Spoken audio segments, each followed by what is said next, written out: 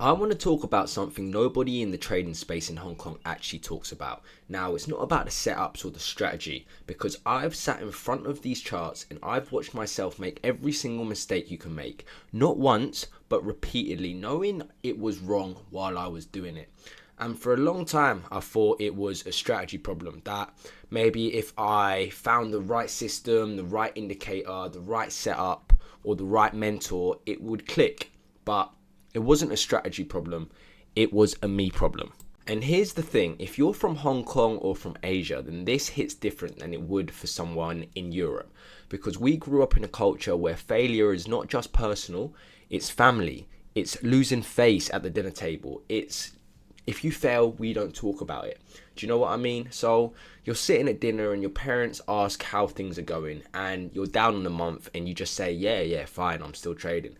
Because how do you explain to someone who worked 12-hour shifts their whole life that you lost their monthly salary sitting at a laptop?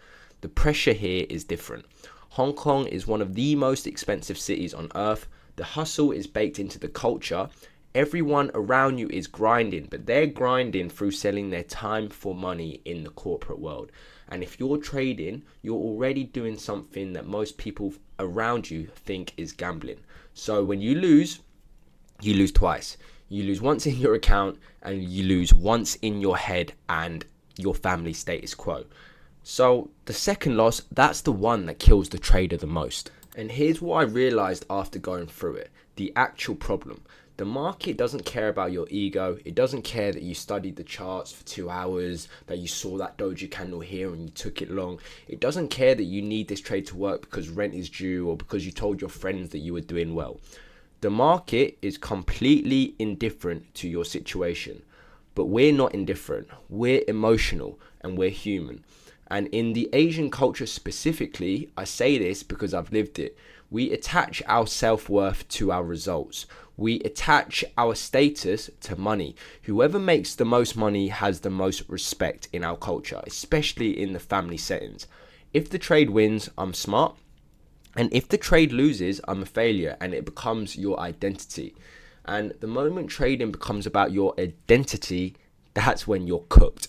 Because now every loss is an attack on who you are, and you start doing stupid things to protect your ego. For example, chasing your losses, over trading, and you average down on a losing trade because admitting you were wrong feels worse than losing more money. And you revenge trade, like I said before, because you need to get it back as if the market owes you something. And that's not because you're not a good trader. You overtrade because doing nothing feels like a weakness, like you've given up. And in Hong Kong, we don't do nothing. We grind. We try and make it out. And the problem with this is that's not trading. That is self-destruction with a brokerage account. And the turning point for me and when something shifted was I stopped asking how do I make better trades and started asking why am I making bad ones? Because I already knew the strategy, I'd studied enough, I invested in a mentor, and the issue was never the knowledge because we had the blueprint out in front of me. It was execution under pressure. And when I really got honest with myself, the losses weren't at random.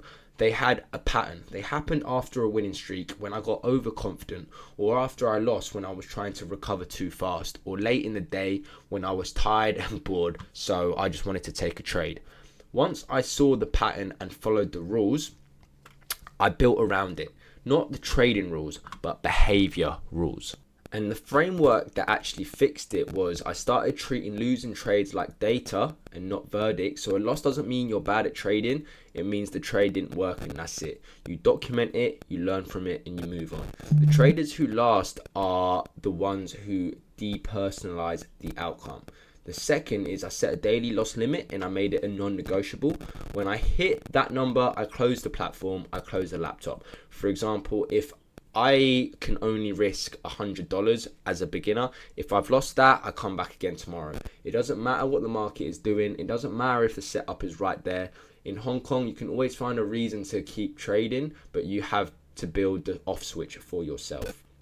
Number 3 is I stopped trading to prove something. This one is specifically for the Asian grind mentality. We're conditioned to push harder. When things aren't working, In every other area of life, you study harder, you work longer, and you try more. Trading is the complete opposite. When it's not working, you do less and you stop, and that is the discipline. Number 4 is I started caring more about the process than the results. So did I follow my rules? Yes, then it was a good trade. Even if I lost. Did I break my rules? Yes, okay, then it was a bad trade, even if I won. Because a win from a bad process will eventually destroy you, and it teaches you the wrong lesson. And the last one, the biggest one in the framework, is I removed the shame. This is the Hong Kong one, the face culture one. I started talking about losing trades openly in my journal with people I trusted, and eventually here, because the moment you hide the losses, they grow, and shame compounds faster than any interest rate. Like, I have a friend and we tell each other everything. If we're not making money, we hold each other accountable. The best traders I know aren't the ones who never lose. They're the ones who lose small and recover fast, and never let one bad day turn into a bad week.